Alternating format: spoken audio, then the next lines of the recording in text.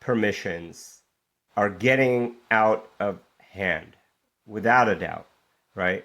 A study that looked at 20 major applications, and folks, this is including your Facebook, your TikTok, your Instagram, and this study, they looked at a combined 882 permissions, which is ridiculously aggressive, right?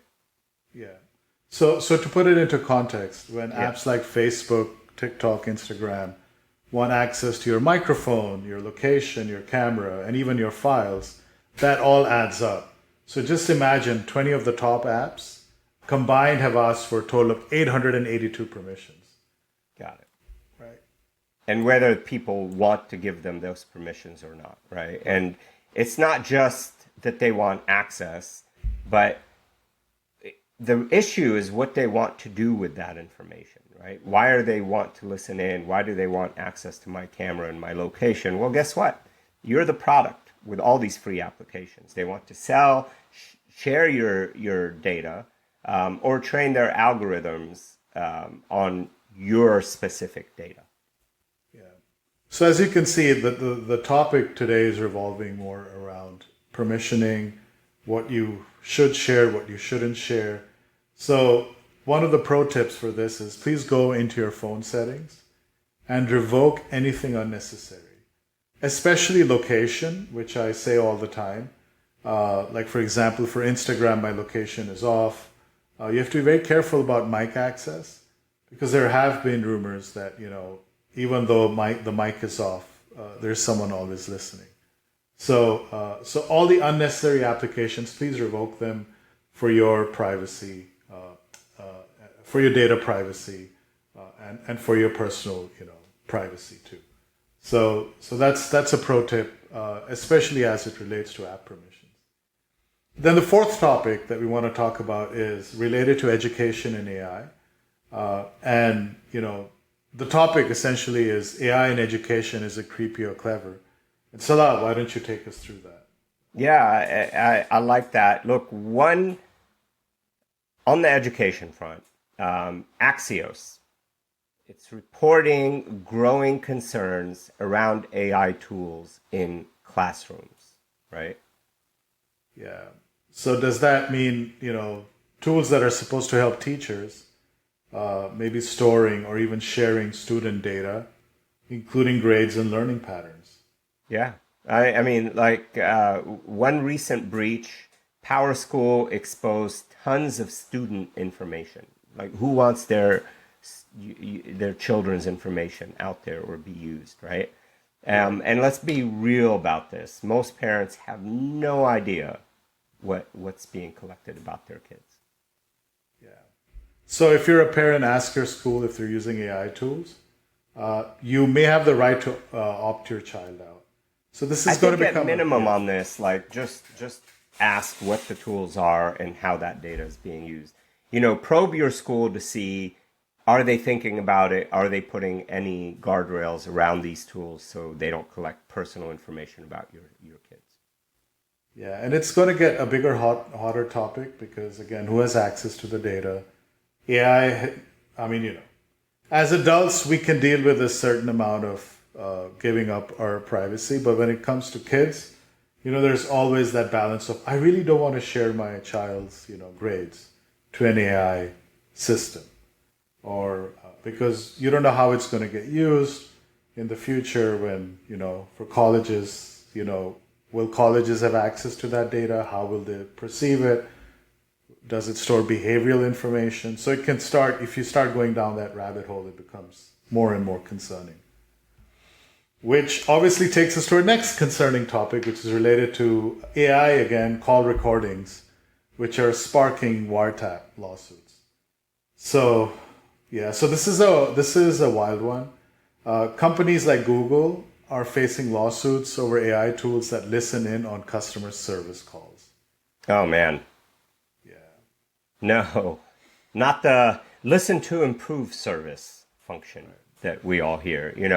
While we're talking, recording, analyzing, and storing calls without any consent.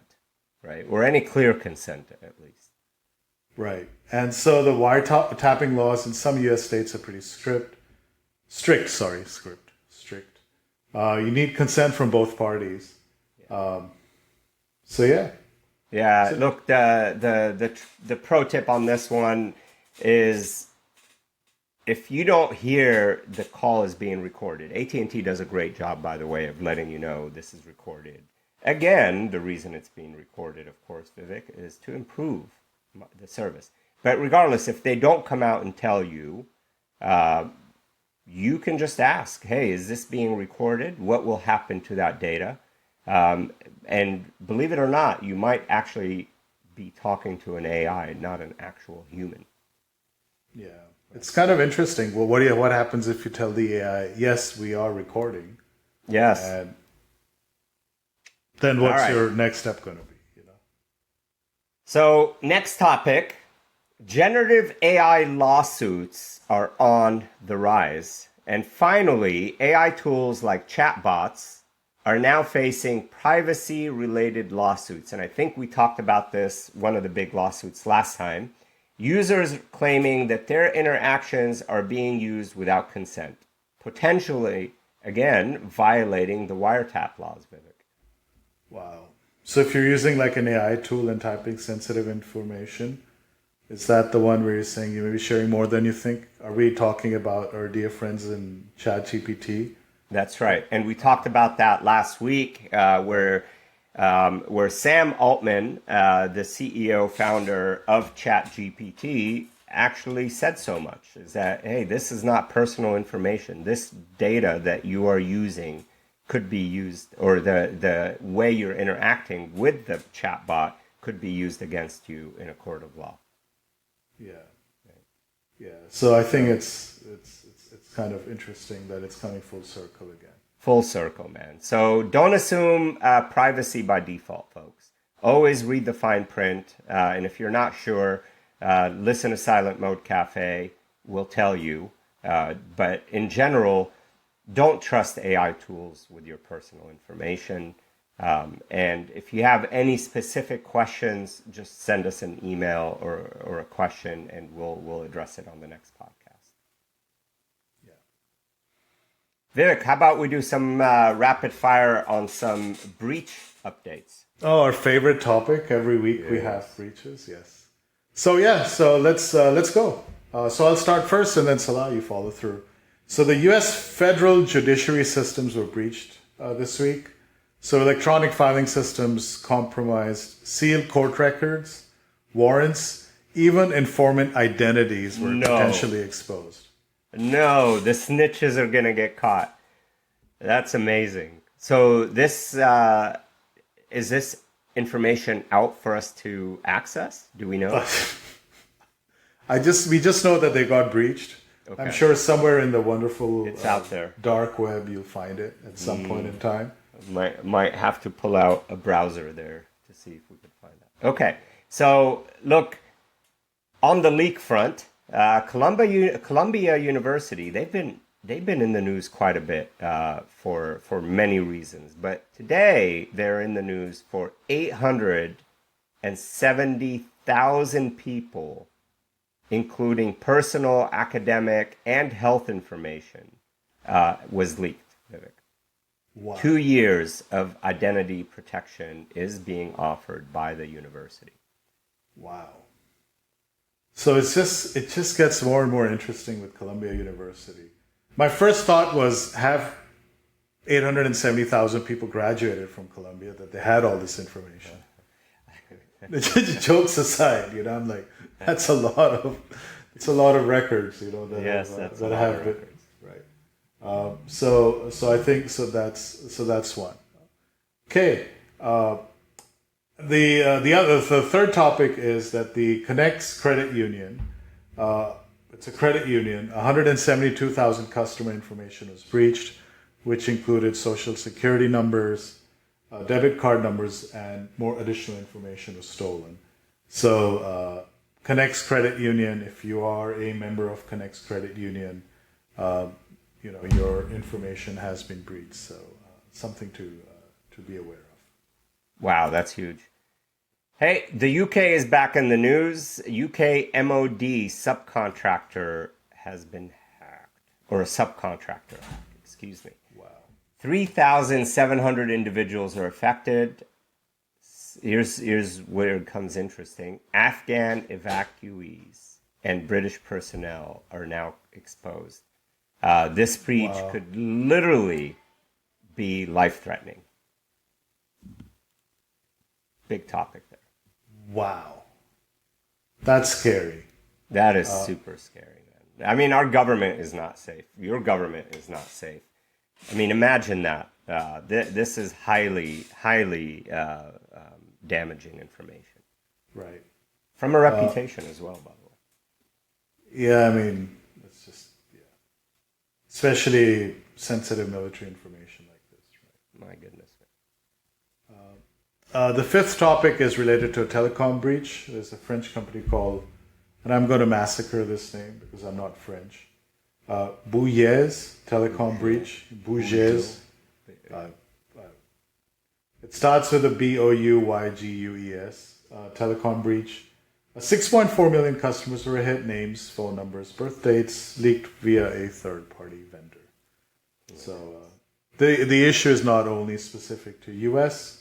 telecom providers, but also now French. So along that, if you work with Alliance Life Insurance, Alliance with a Z, ALLIANZ, life insurance, chances are your data is compromised. And this is 1.4 million people's data was compromised, by the way, Vivek.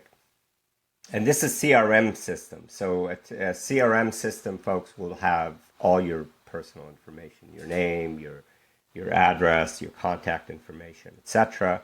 And what makes this interesting is the way this was hacked. Social engineering used to infiltrate. Wow. So we should do a lesson on social engineering. Yes. Social engineering is actually an area that's typically used on the recon front before a hack actually happens, right? They want to learn about the organization, so they call in as an employee or as a customer, and they start asking questions, and they slowly navigate the system by understanding, hey, I'm having a problem with billing. Who can I talk to in billing? They use things like social platforms out there to try to map out the company. There are many different tools in social engineering. And matter of fact, there's been many cases where people have used social engineering to extract information from banks by giving the bank routing information, saying, hey, let's do a quick test. I'm so-and-so, your partner. Why don't you route 100,000 as a quick test on our new system, and 100,000 gets wired, and they skedaddle with that 100,000. So it's really interesting. So in this case, they bamboozled Alliance Life Insurance. Yeah, we should do a segment on social engineering. We really should. Social engineering is we should one of my favorite. My favorite hacking. Right. Speaking of which, our neighbors to the north, the Canadian Parliament, it got hacked. Canada got hacked. The Canadian Parliament, the House of Commons network got hacked. Last week we talked about the SharePoint vulnerability issue. Apparently, hackers exploited the Microsoft vulnerability, and they got access to sensitive info on government staff. We said that this is going to play out. This has to do with, I believe, the SharePoint vulnerability. SharePoint. And we knew this is going to, I think we're probably, folks, going to have weekly updates on this as we find out how that vulnerability was used. So this one apparently hit the government of Canada. Yep. And so hey, another topic. Oh, so go ahead. Go ahead. So wrap it up. So another topic real quick is if you are looking for a job and you happen to be using Manpower staffing firm, they have been hit by a ransomware attack. And ransomware traditionally what they used to do is just encrypt your devices and say, if you want access back to those devices, pay us. But a lot of organizations said, we'd rather just buy new devices. We're not going to pay you. But so what they started doing is they did a dual extortion. So they would extract all the data, and this is what happened in this scenario. So Manpower staffing had their data stolen of 145,000 individuals, including passport scans and contracts that these individuals have had with Manpower. So if you are using Manpower, have used Manpower, please protect yourselves. Right. And then now I know it felt like a lot Yeah. because it was. And, every week there's new news about everything that's going on in terms of breaches and data getting stolen or companies being sneaky, not telling you how your data is being used. But unfortunately, this is the new normal. Yeah. Yeah. Yeah, that's sad. Every one of these breaches have created real world consequences for people. So, this sadly enough, Vivek, you're right. This is the new norm. It's the new normal.